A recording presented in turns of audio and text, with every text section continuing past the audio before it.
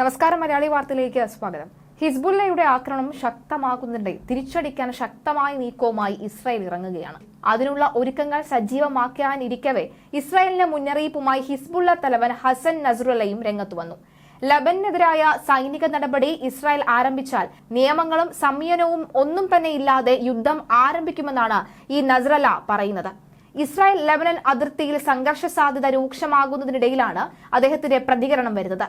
ലബനനിലെ യുദ്ധത്തെക്കുറിച്ച് ശത്രുക്കൾ പറയുന്നതും മധ്യസ്ഥരുടെ ഭീഷണികളും ഇസ്രായേൽ മാധ്യമങ്ങളുടെ റിപ്പോർട്ടുകളും തങ്ങളെ ഭയപ്പെടുത്തുന്നില്ല എന്ന് അദ്ദേഹം പറഞ്ഞു. ഇസ്രായേലിനാണ് ഇക്കാര്യത്തിൽ ഭയമെന്നും അദ്ദേഹം കൂട്ടിച്ചേർത്തു. ഹിസ്ബുള്ളയുടെ ആക്രമണം ശക്തമാക്കുന്നതിന്റെ ലബനനിൽ രൂക്ഷമായ പ്രത്യാക്രമണം നടത്താൻ ഇസ്രായേൽ ഒരുങ്ങുന്നതായും റിപ്പോർട്ടുകൾ കഴിഞ്ഞ ദിവസം പുറത്തു വന്നിരുന്നു. ഹിസ്ബുള്ളയെ ലക്ഷ്യമിട്ടുള്ള ആക്രമണ പദ്ധതിക്ക് അനുമതി ലഭിച്ചതായും അധികൃതർ സൂചിപ്പിച്ചിട്ടുണ്ട്. ഇസ്രയേലിലെ തുറമുഖ നഗരമായ ഹൈഫയുടെ ഡ്രോൺ ദൃശ്യങ്ങൾ കഴിഞ്ഞ ദിവസം ഹിസ്ബുള്ള പുറത്തുവിട്ടതിന് പിന്നാലെയാണ് മുന്നറിയിപ്പുമായി ഇസ്രായേൽ അധികൃതർ രംഗത്ത് വന്നത്. സൈനിക ജനവാസ മേഖലകൾ, മാളുകൾ, പാർപ്പിട സമുച്ചയങ്ങൾ, ആയുധ നിർമ്മാണ കേന്ദ്രങ്ങൾ, മിസൈൽ പ്രതിരോധ സംവിധാനങ്ങൾ എന്നിവയെല്ലാം ഉൾപ്പെട്ട വീഡിയോ ദൃശ്യം ഇസ്രായേലിനുള്ള താക്കീതായാണ് വിലയിരുത്തപ്പെടുന്നത്.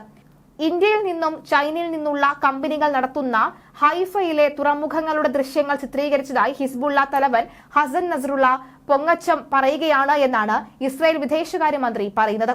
സമ്പൂർണ്ണ യുദ്ധത്തിൽ ഹിസ്ബുള്ള തകർക്കപ്പെടുകയും ലബനനാണ് മാരകമായി പരിക്കേൽക്കുകയും ചെയ്തത് എന്നും അദ്ദേഹം കൂട്ടിച്ചേർത്തു. എന്തായാലും ലബനനും ഇസ്രായേലും തമ്മിലുള്ള യുദ്ധം തുടങ്ങുകയാണെങ്കിൽ അതൊരു മറ്റൊരു യുദ്ധത്തിലേക്ക് കടക്കാനുള്ള സാധ്യതയുണ്ടെന്നാണ് മനസ്സിലാകുന്നത്. ഇറാനും ഇസ്രായേലും തമ്മിൽ ഒരു യുദ്ധം ഉണ്ടാകാനുള്ള സാധ്യതയുണ്ടെന്ന് പറഞ്ഞിരിക്കുകയാണ്. ഇപ്പോൾ ലബനനും അതുപോലെ തന്നെ ഇസ്രായേലും തമ്മിൽ ഒരു യുദ്ധം ഏത് നിമിഷവും ഉണ്ടാകാനുള്ള സാധ്യതയുണ്ട് എന്ന റിപ്പോർട്ടുകളും ഈ ഘട്ടത്തിൽ പുറത്തു വരുന്നത്.